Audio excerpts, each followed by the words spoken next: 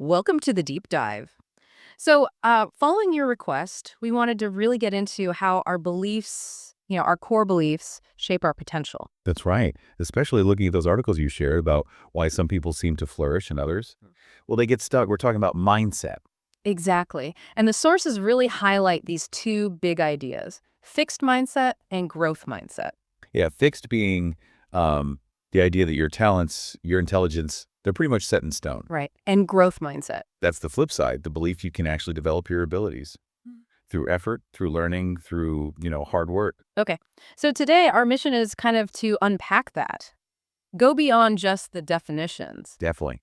We want to look at how these mindsets actually play out in real life learning, relationships, facing challenges. And we've got some, frankly, surprising examples. People you wouldn't expect achieving amazing things, maybe because they had that growth approach. And conversely, some really talented people who struggled because, well, maybe they lean too much on just being talented. Yeah, should be some real aha moments in here for you listening. Maybe make you rethink things a bit. So let's start with that basic difference again. Fixed mindset. The core is really this idea that qualities are carved in stone. Intelligence, talent. You have a certain amount, and that's that.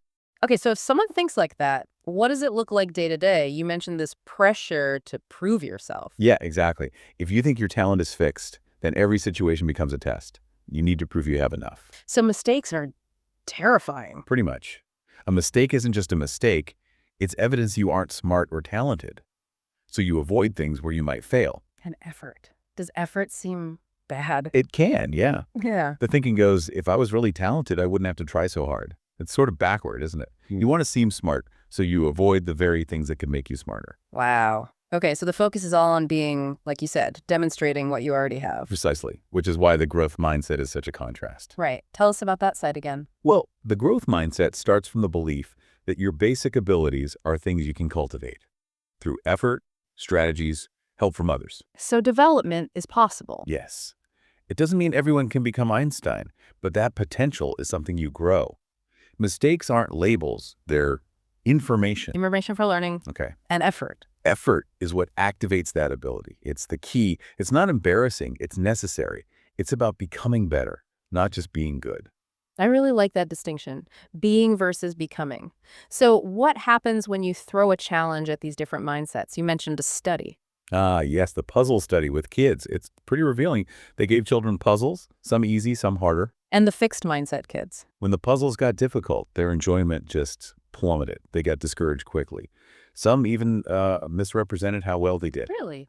Why? It seems they were more worried about appearing smart than actually learning from the challenge. If failing means you're not smart, you avoid failing at all costs. That's kind of sad, actually. So even talented kids, if they have that fixed view. We can crumble and things get tough, yeah. But the growth mindset kids in that same study, What did they do? they loved the harder puzzles. They saw it as, ooh, a chance to learn something new. They were more engaged, tried different strategies, stuck with it longer. Some didn't want to stop. That sounds like a much more resilient way to approach things. Does this also show up in how students handle, say, bad grades? Oh, absolutely. Huge difference. Fixed mindset students often see a poor grade as meaning I'm dumb or I'm just not good at math, or they blame the teacher, the test, external stuff. They can't control. Right. Whereas the growth mindset students are more likely to think, okay, I didn't study effectively, or I need to try a different approach, or I need to put in more effort. They focus on what they can change. You mentioned examples from junior high and even pre-med. Yeah, across the board. Those pre-med students facing incredibly tough courses. The ones with a growth mindset were far more likely to buckle down, change strategies, and persist after a setback, while fixed mindset students were more likely to question if they even belonged there. And it even affects how they study, right? Not just whether they study more. That's a great point, yes. Fixed mindset often leads to just rereading notes, trying to memorize facts. It's Yeah. about looking smart on the test. Just reproducing information? Pretty much. Yeah. But growth mindset students, they're more likely to dig deeper. They ask questions, try to connect ideas, maybe experiment with different ways of learning the material until they really get it, seeking understanding, not just recall. Okay, this whole idea really pushes back against the popular notion of just natural talent, doesn't it? It absolutely does. And that's such a powerful part of this research. Think about people like Darwin or Tolstoy. Weren't they considered pretty ordinary when they were young? Exactly. No flashing signs of genius. Or Ben Hogan, the golfer, apparently quite clumsy as a kid. Cindy Sherman, the photographer, failed her first photo class. Wow. And Geraldine Page, the actress, was told to give up? Yeah. Advised to quit because she's supposedly lacked talent. These stories are incredible because they show that greatness often comes from persistence, from passion, from that growth mindset. Not just some innate gift you're born with. It kind of democratizes success, you know? It really does. But it also suggests there's a flip side, this talent trap. That's a perfect way to put it. But Billy Beane, the baseball player from Moneyball, is a classic example. Everyone said he was the can't-miss prospect, pure natural talent. he struggled in the major leagues. He did. And he later said he just didn't know how to cope with failure because success had always seemed preordained. He contrasted himself with Lenny Dykstra. Who wasn't seen as having the same raw talent. Right. But Dykstra had this unbelievable tenacity. Beane said Dykstra had no concept of failure. He just kept battling.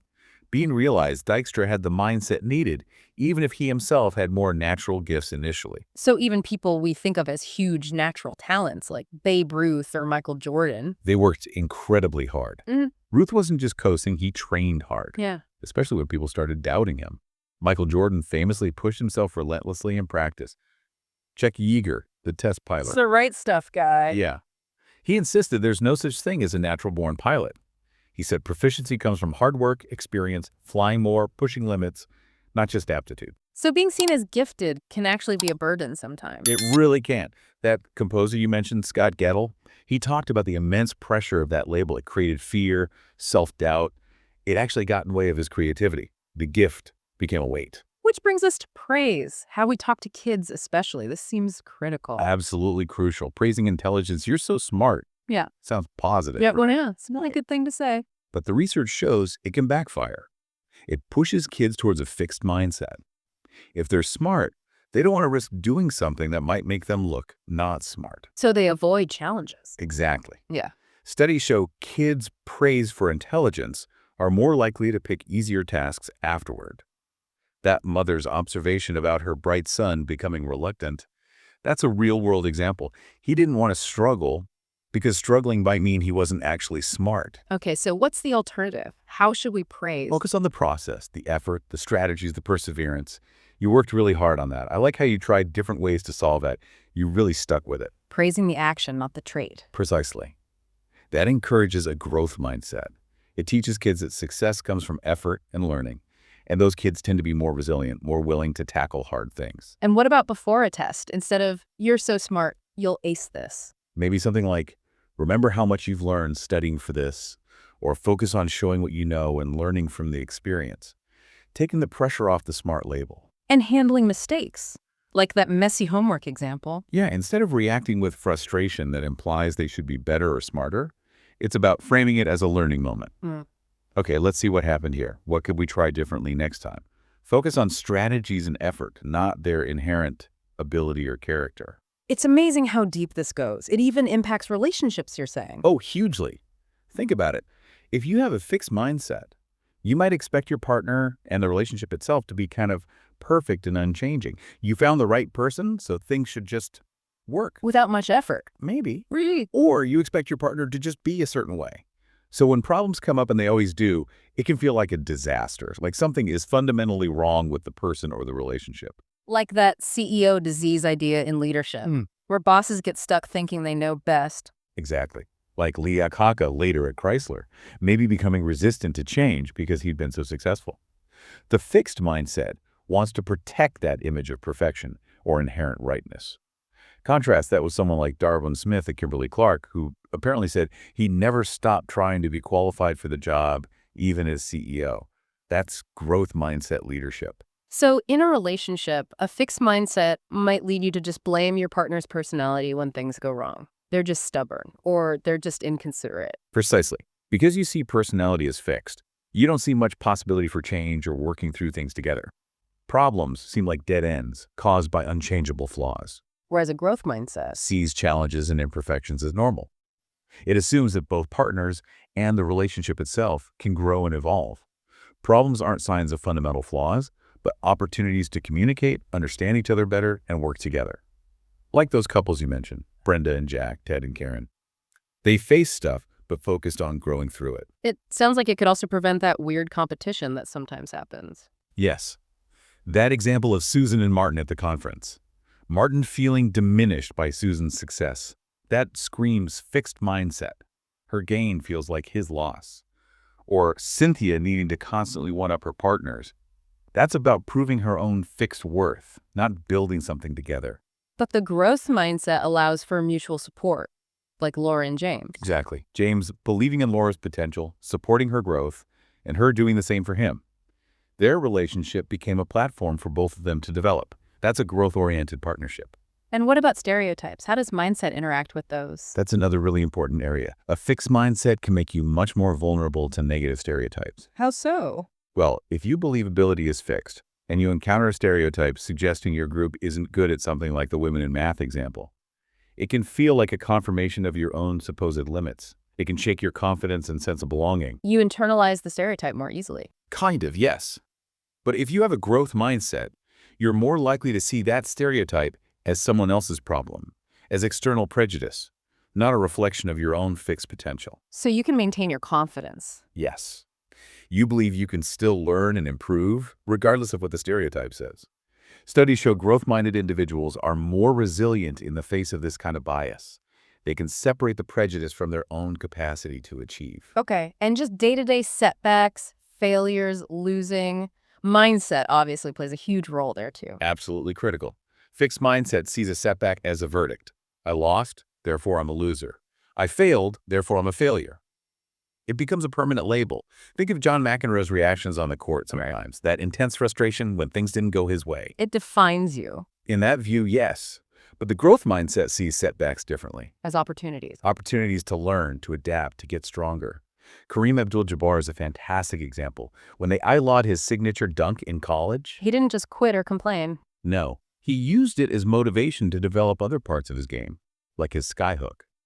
He became more dominant because the setback forced him to grow. Or Michael Jordan talking about all the shots he missed. Right, I failed over and over and over again in my life, and that is why I succeed. Exactly. Failure wasn't the end point. It was part of the process of succeeding. That's pure growth mindset.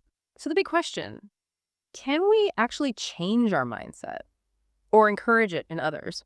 Is it learnable? Yes, absolutely. It's not easy. It takes conscious effort. But yes, think about that character in Groundhog Day. Bill Murray's character. Yeah. He starts totally fixed, cynical, self-absorbed. But he only breaks the cycle and finds meaning when he shifts to learning, growing, helping others. It's a perfect metaphor for moving towards a growth mindset. And you mentioned those depressed students with a growth mindset earlier. Having concrete plans help them. Yes, that was key. It wasn't just about believing they could get better. It was about making specific plans for how they would tackle challenges and then sticking to those plans. Action is crucial. So for parents or teachers, what can they do? Modeling it themselves is huge. Talking about their own learning process, including mistakes. Having those dinner table conversations about what did you learn today or what challenge did you tackle? Focusing on effort and learning. And being aware of that false growth mindset. Right. It's not just about saying growth is good. It's about truly understanding what it means, embracing challenges, persisting, learning from criticism, being inspired by others' success, and, crucially, recognizing your own fixed mindset triggers. What do you mean by triggers? Those situations or thoughts that pull you back into fixed thinking. Maybe it's facing criticism or seeing someone else succeed easily at something you find hard. Like that dumping Dan example. His trigger was taking responsibility, so he avoided it. Recognizing your triggers is the first step to challenging them. So it's an ongoing thing, not a switch you just flipped. Definitely not. It's a journey. You'll have moments, maybe even days, where the fixed mindset creeps back in. The goal isn't perfection. It's awareness and consciously choosing the growth path more often. Okay, this has been incredibly useful. If we boil it down, believing you can grow changes everything. It really seems to. It changes how you see challenges not as threats, but as chances to learn. How you see setbacks not as judgments, but as feedback. Exactly. And how you see effort not as a sign of weakness, but as the essential ingredient for success. And it ripples through learning, work, relationships. Basically everything. Pretty much. It unlocks potential that a fixed view might keep hidden. So, a final thought for everyone listening. Maybe take a moment to consider an area in your own life. Is there somewhere you might be leaning a bit more towards that fixed mindset without realizing it? Yeah. Where do you perhaps shy away from challenges, or get defensive about mistakes, or feel envious of others' success instead of inspired? And if you spot an area like that, what's one small shift in perspective you could try?